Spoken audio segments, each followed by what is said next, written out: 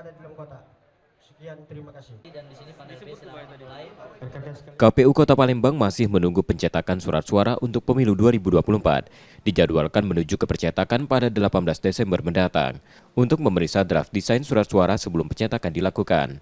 KPU Kota Palembang masih menunggu pencetakan surat suara untuk pemilu 2024. Dijadwalkan menuju ke percetakan pada 18 Desember mendatang untuk memeriksa draft desain surat suara sebelum pencetakan dilakukan. Cadangan surat suara untuk pemilu 2024 akan dilebihkan 2% di setiap tempat pemungutan suara. Jumlah 2% itu diambil dari jumlah DPT Kota Palembang sebanyak 1.225.548 mata pilih. Cadangan surat suara mengantisipasi kerusakan. Selain itu, diperuntukkan untuk daftar pemilih khusus. Itu kan ada biasanya plus berapa? 2%? 2024 ini 2% per TPS dari jumlah DPT kita 1.225.548, jadi totalnya di situ ada 2% hitungan.